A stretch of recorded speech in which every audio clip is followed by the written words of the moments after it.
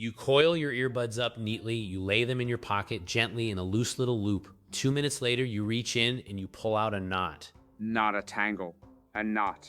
A real one, cinched tight with a loop threaded through a loop, as if some tiny gremlin in your jeans spent the walk to work tying it on purpose. And every single time you think the same thing: why can I not just put things away properly? What is wrong with me?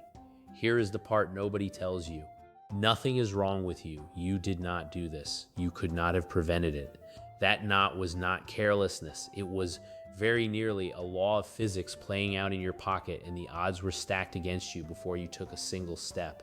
Because a loose string, given a little length, a little flexibility, and a few seconds of jostling, does not usually stay straight. It ties itself spontaneously.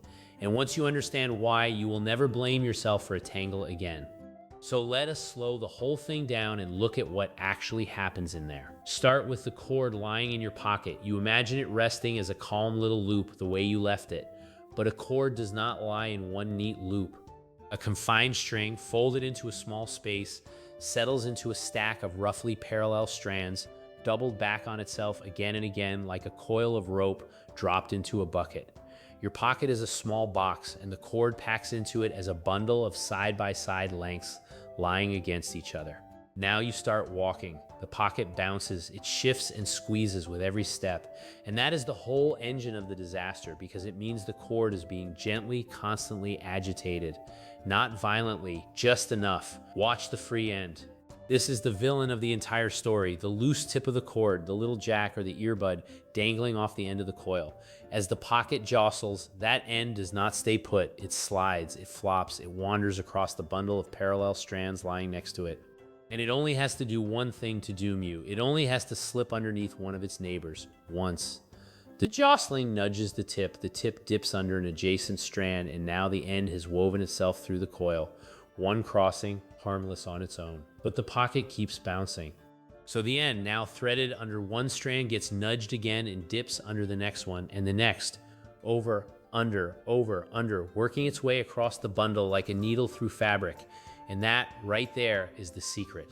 Weaving a loose end over and under a series of parallel strands is not some random mess. It is exactly, precisely how you tie a knot. Every knot you have ever tied by hand is just a sequence of an end going over one strand and under another in the right order.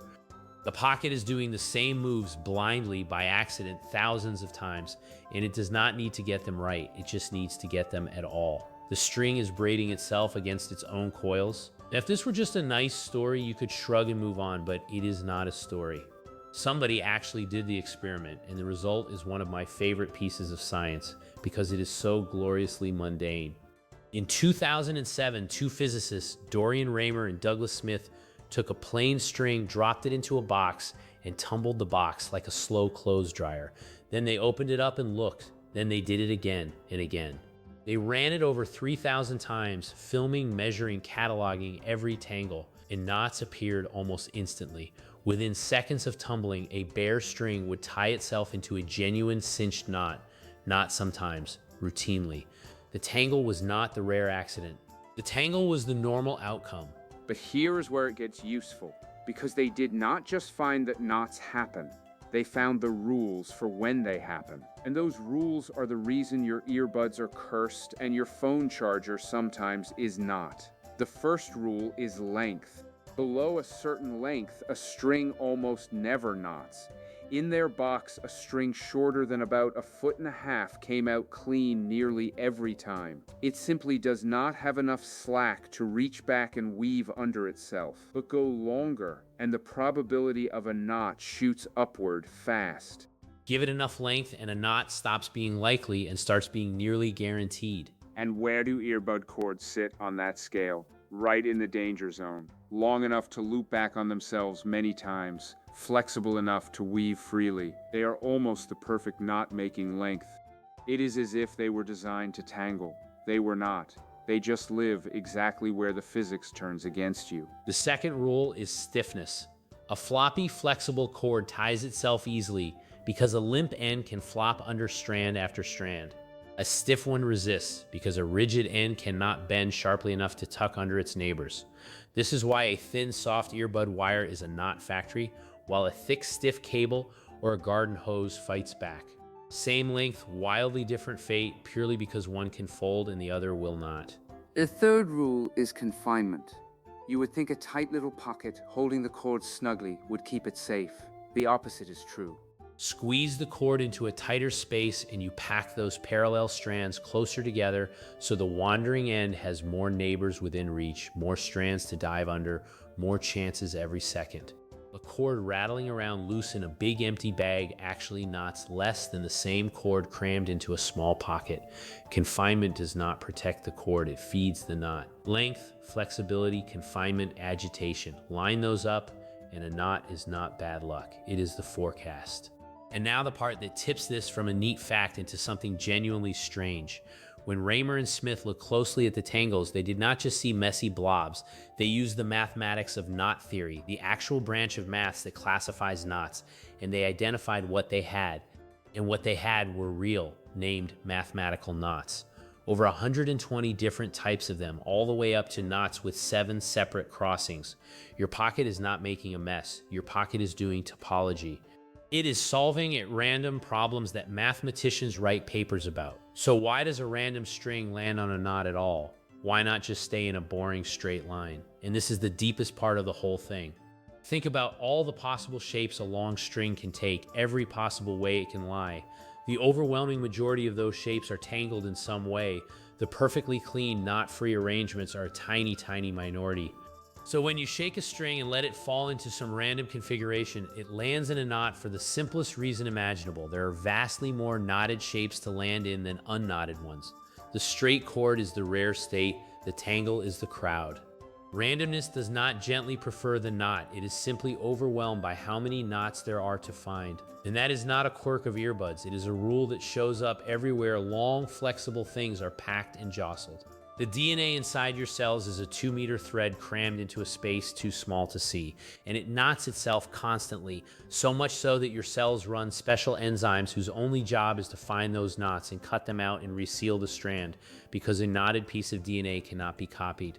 Life itself had to invent a tool to fight spontaneous knotting. It is why climbers do not coil a rope and stuff it in a bag. They flake it, laying it down in loose figure-8 folds, precisely to stop the ends from weaving.